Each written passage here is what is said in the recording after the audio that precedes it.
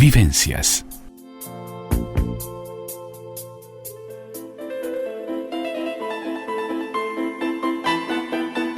El todo y sus partes. La columna de Carmen Molinas Bonilla en Vivencias.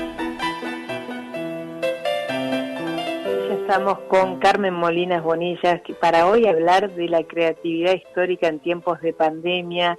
Y la creatividad ha sido un gran aliado de la humanidad, más aún en tiempos de pandemia, si tal fue el caso de Isaac Newton, que le tocó vivir la peste bubónica, pero de alguna manera se embarcó en el estudio de la luz y del color, y en ese periodo muy conocido como el año de las 1000 maravillas. Muy buenas tardes, Carmen, muy bienvenida, ¿cómo estás? Buenas tardes, Andreita, buenas tardes a la audiencia, a tu equipo. Estoy muy bien, gracias a Dios, manteniendo bien la cuarentena. Muy bien. Hemos hablado ya de la creatividad y justamente ayer fue el día que se celebró el Día de la Creatividad. ¿Cómo estimuló a Newton esa cuarentena que le tocó vivir? De alguna manera, ¿cómo influenció en él para motivarlo? Sí, Newton era un chico que había nacido prematuro. Sí. Era tan pequeñito que se creía que no iba a sobrevivir. Así que ya desde el principio de su vida empezó a luchar contra las dificultades, ¿no? Claro. No conoció a su padre murió cuando él estaba por nacer. Después su madre se casó de nuevo, el padrastro parece que no era muy bueno con él, y él se transformó en un chico muy solitario, fue a vivir con sus abuelos y luego lo enviaron al internado para estudiar. Sí. Y eso yo supongo que también hizo que se volcara más a la reflexión, porque la gente introvertida por lo general es más reflexiva. Claro. Y a la observación. Entonces, gracias a esas dos cualidades, diríamos, en el caso de Newton, la introspección estaba siempre permanentemente rigiendo su vida y la reflexión. Entonces, él estaba en la Universidad de Cambridge en el invierno de 1664 al 65. Un frío tremendo descendió sobre Londres, eran los días previos a la Navidad, y para peor había surgido un cometa inusualmente brillante que, provocó que la gente tuviera mucho temor porque lo consideraban de mal presagio. Claro. Y en un destartalado recinto de una zona de St. Giles in the Fields, que era afuera de la muralla de la ciudad, una mujer con un nombre muy muy extraño, Good Woman, o sea, buena mujer, Phillips, sí, fue declarada muerte por la peste porque se encontraron esos bubones espantosos y se encontró que era la peste bubónica. Su casa la cerraron con llave y se escribió la frase en la puerta con pintura roja: Señor, ten piedad de nosotros. Ya ahí empezó la epidemia, que al principio no tuvo muchas muertes, pero luego logró matar a casi 100.000 personas en Londres y sus alrededores. Bueno, esta epidemia, que tuvo un efecto devastador en el tejido social y económico de la ciudad, para Newton fue todo lo contrario, porque él se alejó de Londres, se fue a la granja de su familia, sí, y por bastante tiempo, porque claro, tanto entonces como ahora el distanciamiento social era una respuesta importante al brote mortal, ¿no? Así que los residentes urbanos que se lo permitían huyeron al campo. Newton en el campo, además de que era una persona ya de por sí introvertida en un lugar bastante aislado como era el campo y sin llevarse muy bien con su familia, se retrotrajo más aún en sí mismo. Claro. Y empezó a observar, ya era un observador nato, de una inteligencia superior, y decidió usar esa ausencia forzada de Cambridge para intentar resolver un misterio que en esa época apasionaba a los investigadores de la época, que era el tema de la luz y del color. Él 2 años antes había visitado una feria en la cual había comprado un pequeño prisma de cristal, Sí. porque le había fascinado la forma en que el prisma parecía cambiar la luz blanca en un espectro de colores como el arco iris. Sí, sí. Pero nadie entendía de dónde venían esos colores. Había una teoría de que el vidrio de alguna forma añadía luz a la luz el color, que era algo provocado por el vidrio, porque de otra manera pensaban que era incolora. Entonces Newton comenzó a hacer observaciones, mediciones detalladas, y las iba anotando porque iba colocando el prisma en las ventanas a distintas horas, iba anotando, y como era un buen matemático, también lo iba llevando a la numeración. La matemática resuelve tantas cosas, ¿no? Claro. Bueno, allí llegó a entender que el prisma en realidad estaba refractando, es decir, doblando, quebrando la luz del sol, y en ese proceso de quebradura, de refracción, revelaba los colores que lo componían. También tenía que ver con que había visto el arco iris como todos nosotros tantas veces, ¿no? Y se lo había preguntado qué pasaba. Bueno, ahí descubre que la luz blanca es una mezcla de todos los colores del arco iris, para que esos colores se hagan visibles, necesitan ser refractados por la luz en diferentes ángulos, ¿no? Bueno, descubrimiento que luego es adoptado por la óptica moderna en la que se basa, sí, ¿no? Sí, justamente, gracias a eso se basa la óptica moderna. El descubrimiento de Newton fue fundamental para eso. Sí. Ahora, pasarían años antes de que él comunicara sus descubrimientos a alguien más. ¿Y esto debido a que seguía estudiando? Mira, era una época muy difícil, porque la Iglesia todo lo consideraba herejía. Imagínate, estamos hablando de 1600 y pico, 55, 1670. Entonces había temor. Sí, a ser quemado en la hoguera. Y no olvidemos todo lo de Galileo y todo lo demás, ¿no? Claro. Bueno, entonces él demoró 40 años antes de publicarlo, 7 antes de comentárselo a alguien más, y 40 antes de publicar sus hallazgos en forma de libro. Ahora, está comprobado que sus descubrimientos se basan en las observaciones de esa época de cuarentena, que fue más que creativa, porque no solamente descubrió los colores que componen la luz y cómo lograr la refracción, sino que se centró también en el movimiento y en la inercia. Claro. Era un problema sin resolver por los científicos de la época. ¿Cómo medir el cambio de velocidad y dirección de un objeto en vuelo? Se usaba mucho el disparar flechas. Debe de haber sido en ese momento que vio caer la manzana del árbol o algo por el estilo. Eso fue posterior. Primero, también en la cuarentena, como bien decís, pero fueron tantos los descubrimientos en cuarentena. Se usaba disparar flechas, bueno, hasta con ballestas, también disparar una bala de cañón. Y entonces observaban que se lanzaban hacia arriba, pero luego se desaceleraban gradualmente y en vez de seguir esa dirección cambiaban una dirección hacia la Tierra y caían. Entonces él pensaba que determinaba la velocidad y la dirección. Ese misterio lo resolvió Newton, porque descubrió la cuestión del movimiento y cómo se gobernaba. Elaboró 3 leyes esenciales que hacen que el movimiento sea comprensible hasta hoy.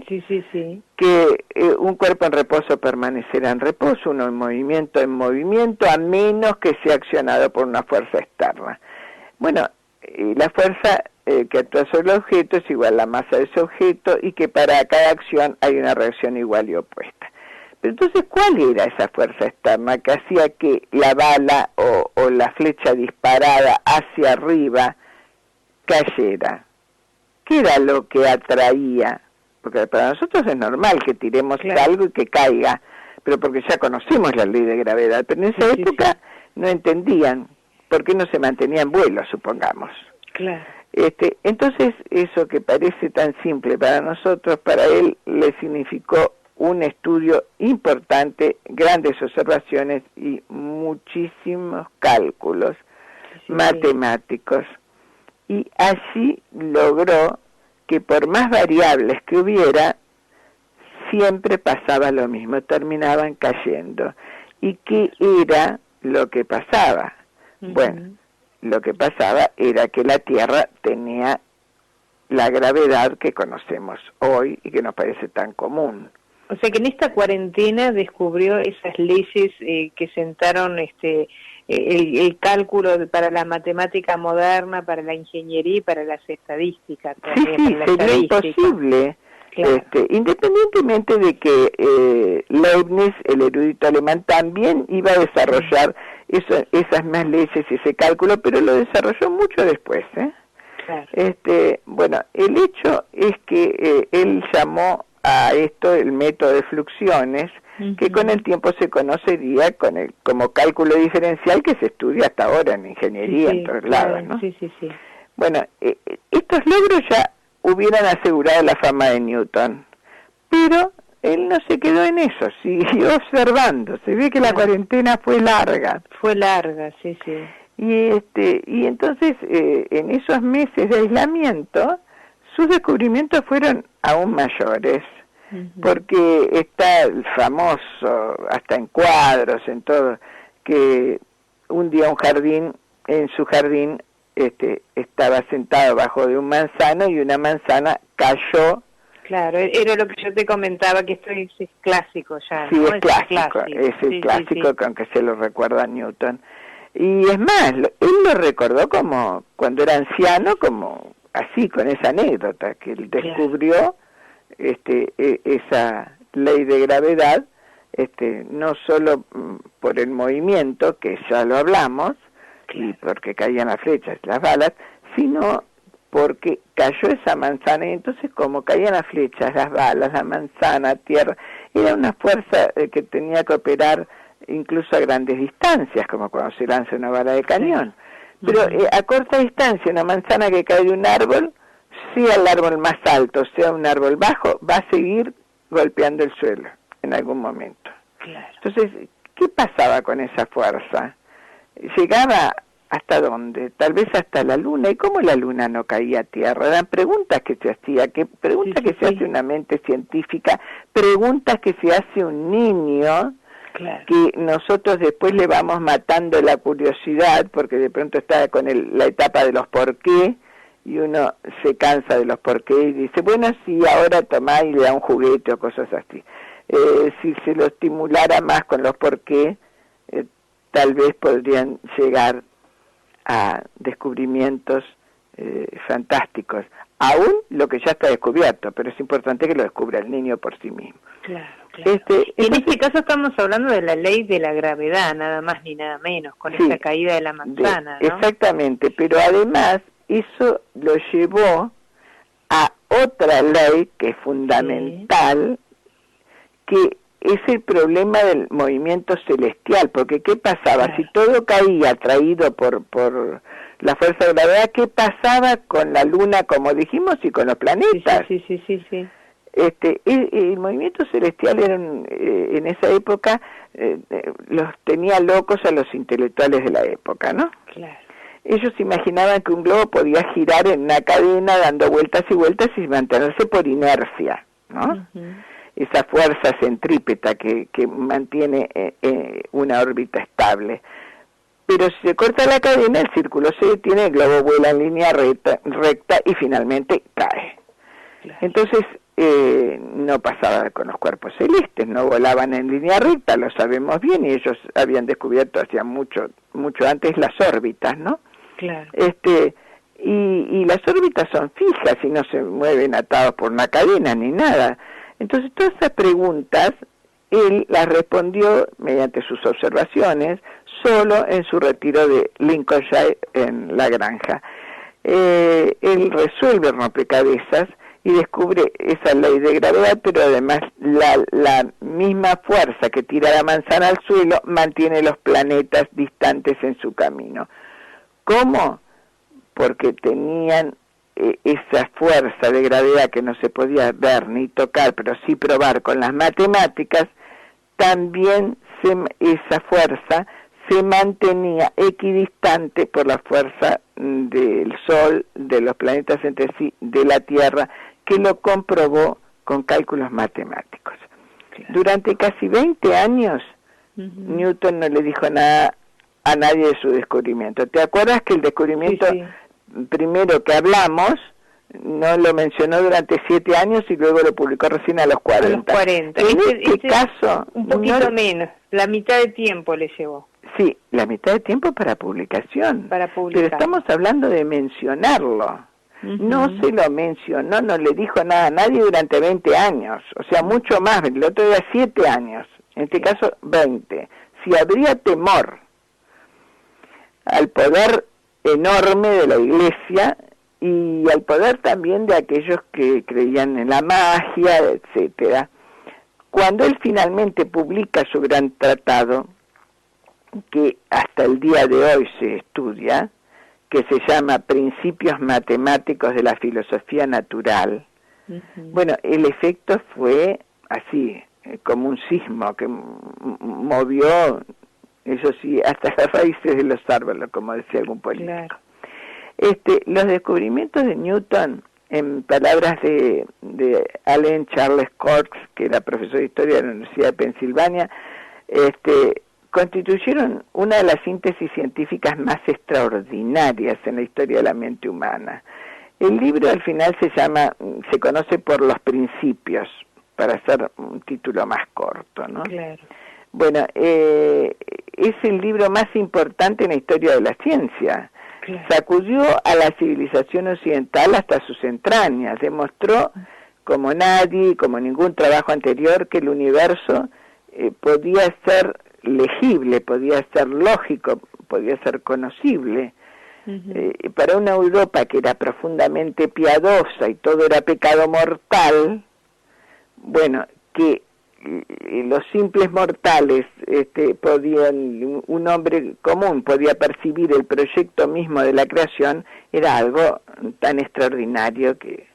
Claro, y este año que estuvo realmente apartado por la pandemia, en definitiva fue un año que se lo tituló como el año de las maravillas, ¿no? Sí, porque fue un año muy fructífero en su vida. Sí, ese distanciamiento social le abrió la puerta a esas maravillas que llegó a conocerse ese año de Newton como el Annus Mirabilis, que es, como bien dijiste, el año de las maravillas, de Newton, porque realmente hizo unos descubrimientos que dieron vuelta todos los conceptos físicos y astronómicos y que tuvieron una incidencia absoluta en todos los descubrimientos posteriores de grandes científicos. Pero el origen lo tuvieron en Newton. Él además hizo, pero ahí no lo hizo en su etapa de cuarentena, pero hizo otros grandes descubrimientos y también elaboró, por ejemplo, el teorema binario. Bueno, a diferencia de tantos que perecieron en la plaga de Londres, que se llamó la Gran Plaga de Londres, Newton vivió una vida muy larga. Tenía 84 años cuando murió en 1727. Y en esa época era vivir mucho tiempo, no se vivía hasta... Sí, porque hasta hoy es vivir bastante tiempo. Claro, 84, imagínate, en esa época era extraordinario. Esa época ahí está, tal cual ubiquémonos en qué época estamos hablando, ¿no? Era absolutamente extraordinario, y más habiendo sobrevivido a la Gran Plaga de Londres, ¿no? Sí. Que podía haber quedado debilitado, porque fueron momentos como decíamos, que se había roto el tejido social y económico, así que su familia era una familia de cierta posición, pero no era una familia muy rica, tenían una granja, eran ciertamente personas que tenían un buen pasar, nada más. Así que deben haber sufrido privaciones también, claro. Y bueno, y además la privación de remedios que no existían para ese entonces. Bueno, él tuvo una destacada vida porque inclusive fue parlamentario en Londres y fue enterrado con muchos honores, ni más ni menos que donde entierran a los famosos, como en la abadía de Westminster, y el epitafio más conocido fue el texto que escribió Alexander Pope, nada menos, el famoso poeta inglés, que escribió: la naturaleza y las leyes de la naturaleza yacen escondidas en la noche. Dios dijo: deja en paz a Newton, y todo era luz. Qué hermoso lo que escribió en su epitafio, ¿no? Una maravilla, porque ahí está dejándolo en paz a Newton, o sea, en esa cuarentena que estuvo tranquilo, en paz, alejado de todo, es como que Dios le dio ese paréntesis largo en su vida para que todo fuera luz. Entonces, pensando en ese prematuro que nadie pensó que lograría vivir mucho tiempo, en ese niño que no tenía muchos amigos. Newton nunca se casó. Se considera que tuvo una noviecita, que era una amiguita de niño, al que él, porque ya era muy hábil y muy inteligente desde pequeñito, le construía con palitos y pequeños elementos que encontraba, le construía casitas de muñecas. Bueno, esa relación de amistad en la adolescencia avanzó un poco y pareció que fueron un poco novios, pero luego desaparecieron de su vida mujeres y hasta te diría amigos, porque él fue muy solitario. Se dedicó al mundo científico. Exactamente, dedicó toda su vida al mundo científico y a los cálculos matemáticos y a descubrir las tantas cosas que le debemos hoy. Bueno, es un ejemplo maravilloso para traer en estos días, ¿no? Ojalá de esta pandemia surja alguien con las ideas de Newton. Sí, siempre, o por lo menos parecidas. Siempre hay en una situación límite cosas extraordinarias. Esta pandemia es una situación límite que se extiende en el tiempo además, y bueno, gracias a ello seguramente en un futuro vamos a encontrar creativos que han logrado cosas maravillosas. De hecho, ya hay mucha gente, por ejemplo, escribiendo. El otro día estábamos hablando de la literatura. En el caso de la literatura tenemos muchos ejemplos de gente que escribió, y en el caso de la pintura también, aprovechando ese periodo de cuarentena. Así que hemos manejado distintas áreas, ¿no? Áreas del arte, tanto de científicos como de artistas plásticos, como de literatura, y también los hay de música. Así que esperemos. Seguiremos descubriendo en próximas columnas, a través de la creatividad en estos histórica, en tiempos de pandemias, nuevas personalidades. Sí, no olvidemos que Shakespeare en una de esas cuarentenas escribió El Rey Lear, por ejemplo, ni más ni menos, ¿no? Nada más ni nada menos, ya un pequeño adelanto. Carmen, un placer, como todos los miércoles. Nos encontramos el próximo miércoles. Muchísimas gracias. Vivencias.